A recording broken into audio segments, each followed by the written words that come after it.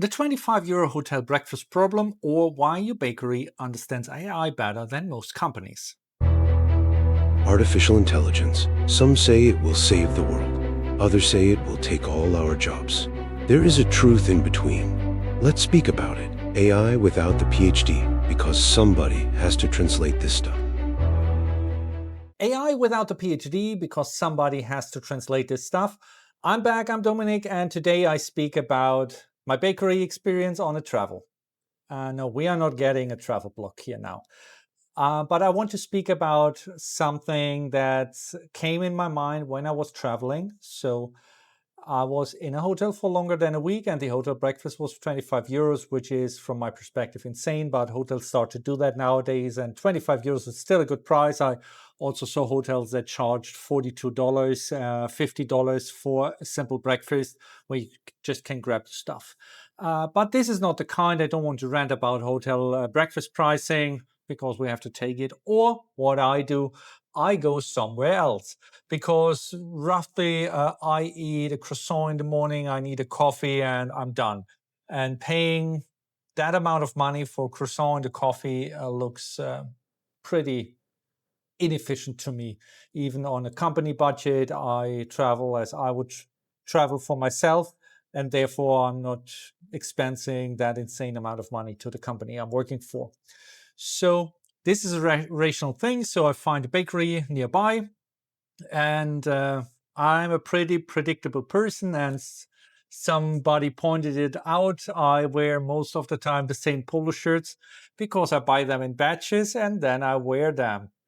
So I don't have to think. So I'm a pretty predictable person. And in the morning, I came in, I ordered my coffee, my croissant, I got it served. I took my place, I eat my breakfast, I return the plate, I'm done. So by day three, the lady behind the counter started greeting me when I entered the bakery and asked the same. I said yes. So what she did, she remembered my face, she remembered my person, and she remembered my order, and she was able to connect the dots here. And on day five, she already started to put the cup under the coffee machine while I was crossing the street at the traffic light. But the fun thing is, there was no app, no login, no loyalty program, no dear valued customer based on your preference. It's just a human being noticing pattern. And this is the purest form of personalization of a shopping experience. And maybe we forgot this with all the technology, with all the features, with all the tools, with all the software around. But this is something typical human. She identifies me. She remembered that I was there not the first time, and she did it. It also happened in the restaurant in the evening. I went in. The waiter showed me already my spot at the window because I like to watch out of the window while I'm having my dinner, and served me my glass of Coke because I drank a Coke with my dinner, and brought me the menu. So there was no conversation before. He just brought my drink and the menu. So let's see what's actually happened there. So in the bakery, there were three simple things. First, she observed. I came in several days in a row, and she observed this. Second, she noticed a pattern because I'm the same person. I always come around the same time, and I always place the same order. So this is a pattern recognition. And we have a lot of algorithms for that. But I think the lady in this simple bakery shop did a pretty good job without, I guess, even knowing about pattern recognition algorithms. And then third, she uses that pattern for a useful prediction. So on the one hand, she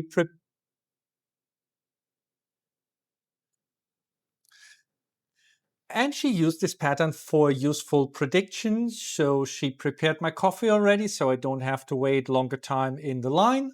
And she made my day a bit smoother by just serving what I want. So basically, this is the practical idea behind a lot of AI systems. If you think of recommendation systems, if you think about a similarity, so this thing is out, maybe you want to have this thing. It's about putting my items, or items are the customer is most likely shopping on the top of the search results and stuff like that. But you see, there is no magic, and there is not the machine understands your soul or something. It's a pattern recognition, and the important part, a context, because this is the most important part here. And context means, what does the system or the lady in the bakery knows about me and my request. So for a human, that might be she saw me before. She maybe you remember that I usually got a coffee and a croissant. Maybe that she recognized that I may be in a hurry because due time shifts, my breakfast is usually pretty dense time frame I have for that. Maybe she recognized that I never took sugar, so at day 3 she didn't start to put me this sugar stick on my cup. So she saved money. I'm not sure if they reuse it. I hope they reuse it, but I don't know. But at the end, she didn't put it there because she saw I always return it, and I didn't have to say paying by card because she just opened up the machine for me after I reached the counter while my coffee was already flowing. So for a human, this is pretty simple to do because our brain, our thought, and we are built for that.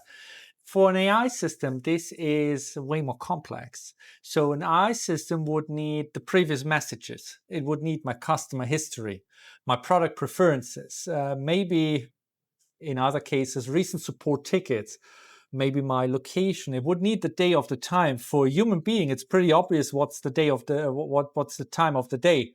But for a machine, this is not that simple because maybe the model runs in a different time zone and you have to do all the conversation for and back to GMT and UTC and whatever.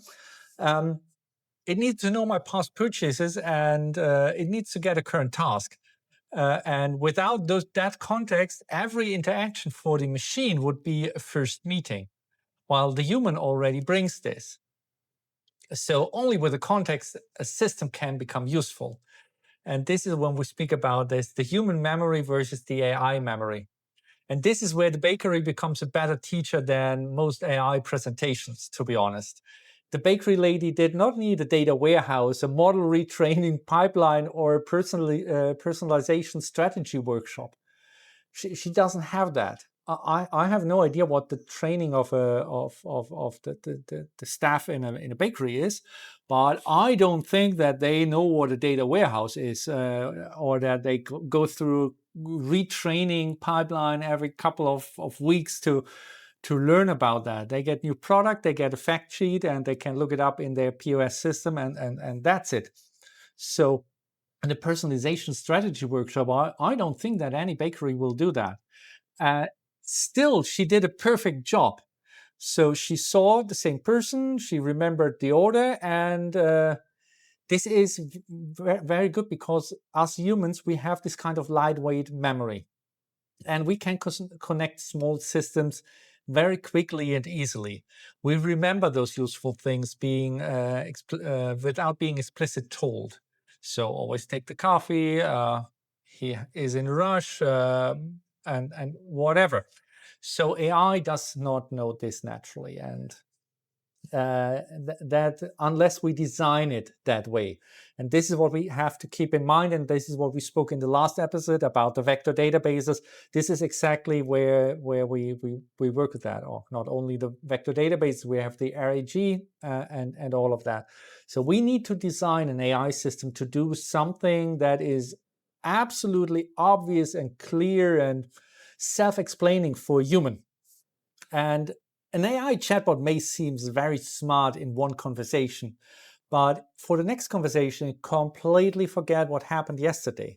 And this is because it doesn't have a persistent memory by default, which we humans, for good luck, have. And they only know what's in front of them right now. So that's why we have to feed the data every time, again and again and again and again in those models. That is why if a customer asks on Monday for their ticket and asks on Wednesday for their ticket, We need to load the complete ticket history. We need to feed it into the AI system. We have to reprocess everything, because this is the only way how we can get a memory to the AI system. So, uh, and there's another thing where I see a lot of similarity between the bakery and the and AI systems. So I went there on a Sunday, and she told me, next week you have to order again. I switched to the late shift. So she was aware what happened tomorrow on Monday when her colleagues start to do the early shift, and she's going to the late shift. So, and this is the perfect AI lesson. But now it happened exactly what happened to every AI model if we don't explain them, or if we don't design them to keep a memory. On the next morning, Monday morning, I came into the bakery. There was a complete other lady, and she saw me the first time, and she was not aware. I had to order my coffee. I got it with the sugar stick. I got my croissant, but I had to order it. So the bakery model worked beautiful while the context stayed with the person serving me. There was no context transfer between the lady who did the week before and now in that current week. And I think it would be a pretty big ask to ask the bakery to pass over my personal habits between the employees when they change shift. Um, but this is something we see in the AI, and we need to take care about the context, and we have to feed the context every time to the AI system. And this is it's a so obvious and simple thing. And I was the whole week I was about was thinking about that, and I thought, well, this is a pretty good example how we can translate the stuff from the existing world we know into the AI world. And this is an amazing example for context and why the context is important. So what companies often get wrong is many companies jump directly into we need AI. But they actually need is better memory, cleaner context, useful history, and clear idea what should be personalized. And this step back, and I can't emphasize it enough, and I said it now in every episode, it's not about pushing the initiatives, initiative after initiative. It's about stepping back and think about the things, what you actually need. There is so much of stuff around in AI, and I absolutely get the FOMO that you want to be on top notch of all technologies, and there's a new tool, and there's a new tool, and here's a new idea, and this is a new principle, and whatnot. But this is not giving you any progress. It makes you it makes your landscape scattered with different tools, and you really need to solve the fundament. So they buy. Most companies buy, and I want to stay with the bakery example. To be honest, they buy an AI equivalent of a very expensive espresso machine, but nobody has written down who drinks coffee yet, or what coffee will be served. And so the machine is completely useless. As long as you don't know if you want to serve espresso, if you want to say cappuccino, if you want to say Americano, um, every coffee machine is useless. And if you don't know who will drink it, it's even more useless. So AI is maybe powerful, but it's blind. It doesn't know who the customer is, what is already ours, what happened last week, what product they bought, what promise they made by sales, what problem support already solved. They don't know it. And then the people get disappointed because the answers are not good. The answers are completely off of rails because the context is missing and the machine is not aware of anything. And then the people are disappointed, say, hey, AI is completely useless. And then they go back into their silos, which is a shame because usually there's a lot of stuff and a lot of value to gain with good AI initiatives. So the the real issue is often very simple.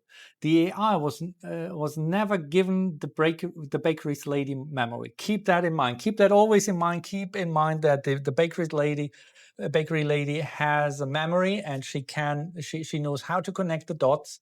And for an AI system, you have to design it for that purpose. You have to train it for that purpose. So, what are the limits? And the bakery story shows the danger.